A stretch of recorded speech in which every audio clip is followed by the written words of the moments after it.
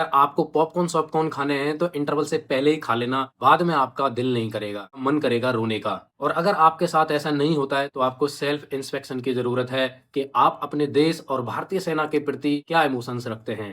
मैं देख रहा था कि 50% लोग तो अपनी सीट से लास्ट सेकंड तक हिले ही नहीं, और कुछ लोग जो खड़े होकर के चल दिए थे वो भी खड़े होकर के देखने लगे। इतना इमोशनल सीन है लास्ट वाला। फौजी होशियार सिंह दैया जी, जिनके बापू जंग में शहीद हो गए थे, माँ के गुजर जाने के बाद ना कोई भाई ना कोई बहन, फिर भी वो आर्मी ज्वाइन कर लेते हैं। ऐसा जज्बा है उनमें देश की सेवा करने का। दूसरी तरफ बचपन से एयरफोर्स ज्वाइन करने का सपना देखने वाले निर्मलजीत सिंह सैखोन जी, जिनके फादर साहब भी वायुसेना में अधिकारी थे और वो भी एक बहन के साथ अकेले भाई थे। तीसरे हैं फतेह सिंह कलेर, जो एक सच्चे फौजी होने के नाते अपने बेटे के आर्मी ज्वाइन करने पर खुश होते हैं, लेकिन उस बेटे की मां नहीं चाहती है कि वो आर्मी ज्वाइन करे। फिर भी वे अपने बेटे की जिद के आगे झुक जाती है, लेकिन उसी बेटे का युद्ध में खो देने का गम बाप के दिल में बैठ जाता है। वो गुरुद्वारा तक जाना छोड़ देता है। माँ तो रो के अपने दिल का गुबार निकाल सकती है, लेकिन वो बाप है और फौजी है, वो रो भी नहीं सकता है। चिट्ठियां आती हैं तो एक फौजी अपनी बेटी होने की खुशी की खबर दूसरे फौजी को इसलिए नहीं बताता है क्योंकि उसकी चिट्ठी में उसकी माँ के गुजर जाने की खबर है। लेकिन जब दूसरे को उसकी खुशी का पता चलता है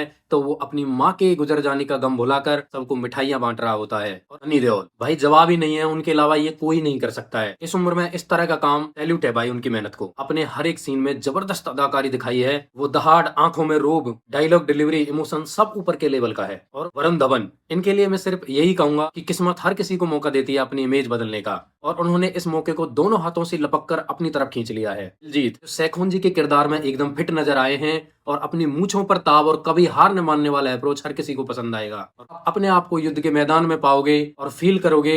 युद्ध की बात करना अलग बात होती है और युद्ध करना अलग। थिएटर से घर तक आप इसी के बारे में सोचोगे। अंत में मैं उन मिट्टी के बेटों को नमन करता हूँ जो इस मिट्टी की खातिर अपने घर कभी लौटे ही नहीं। जय हिंद, जय भारत।